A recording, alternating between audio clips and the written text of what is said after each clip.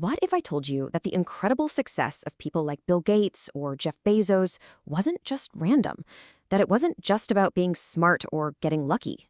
What if there's a predictable pattern, a kind of blueprint that shapes their strategic thinking? Well, for centuries, a system has existed to map this exact architecture of success. And today, we're going to decode it. You see, this isn't a new idea. This line comes from a classic text on Saju, or the Four Pillars of Destiny, a system used for deep strategic analysis, and it gets right to the heart of the matter. Massive success isn't just about having potential. It's about having a system where that potential, that energy, can flow without hitting any roadblocks. So that's the big question for us today, isn't it? Can we actually deconstruct what makes someone wildly successful? Can we look at the innate operating system of the world's biggest players and actually read the code? Well, according to this framework, the answer is a resounding yes. Now, let's be really clear about something. This is not about mysticism or fortune-telling. A better way to think of Saju is as a data-driven framework. It's like a personality operating system that's coded at the moment of your birth. It's a tool for understanding your core strengths, your natural strategies, and most importantly, the timing of your biggest opportunities. So, here's what we're going to do. We're going to break down this billionaire's blueprint piece by piece. We're going to look at 4 key components that show up over and over and over again in the Saju charts of the ultra-successful. This is our glimpse into the very mechanics of how extreme wealth is built. First up, we have to start with the absolute bedrock. Before we can even begin to talk about money or fame, we have to talk about personal power. So inside every single Saju chart, there is one core element that represents you. It's called the Daymaster. Think of it as the anchor for your entire personality. It's your willpower, your identity, your fundamental self. Everything else in the chart just revolves around it. And right away, this brings us to the first absolutely non-negotiable rule we see in these billionaire charts. The Daymaster has to be strong. Now, why is that? Well, think about it. Immense fortune is an incredibly powerful force. It comes with enormous pressure. A weak self is like a fragile cup trying to hold the ocean. It's just going to break or get completely washed away. Let's look at Bill Gates' chart to see what this looks like in the real world. His Daymaster, his core self, is represented by big water, like a vast ocean. Now, look at the elements right next to it. He has even more strong water energy supporting him. In this system, that's like an ocean being constantly fed by massive, deep reservoirs. This creates an incredibly powerful and resilient core self, a vessel that is more than capable of holding a sea of fortune. Okay, so a strong foundation is step 1, absolutely critical. But a foundation alone doesn't build an empire. You need an engine. You need the raw potential for wealth, and that is the second piece of our blueprint. In Saju, we call this the wealth star. This is the element in your chart that represents all the tangible stuff: assets, money, financial opportunities.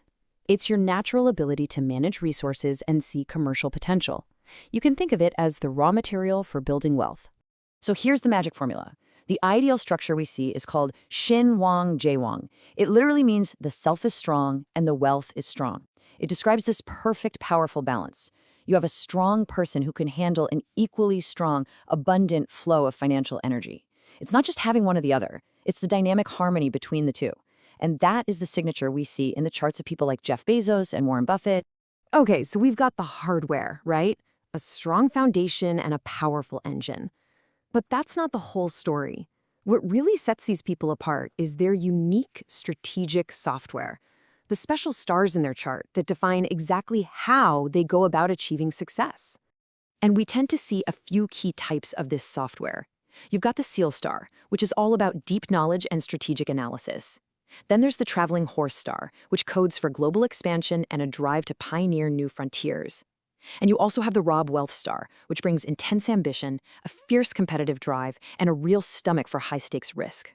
And here is a perfect example of how these different operating systems work. On one hand, you have Warren Buffett. He's the ultimate analyst. His chart is famous for his powerful SEAL star, which he uses for that meticulous, long-term market analysis he's known for. And on the other hand, you've got Bang Se-hyuk, the visionary behind BTS and HYBE. His chart is driven by a powerful traveling horse star. His whole strategy has been about pioneering K-pop's global expansion. 2 totally different playbooks, both leading to absolutely massive success. So, this brings us to the final and maybe the most crucial piece of the puzzle. You can have the perfect blueprint, a strong self, a powerful engine, a brilliant strategy, but if you execute at the wrong time, it's all for nothing. This is where a concept called Daewoon comes into play. These are basically 10-year chapters in your life, each with its own strategic theme. The word luck is a bit misleading. It's much better to think of it as a long-range strategic forecast. Your birth chart is the map of your potential. The Daewoon tells you when the weather is right for certain journeys.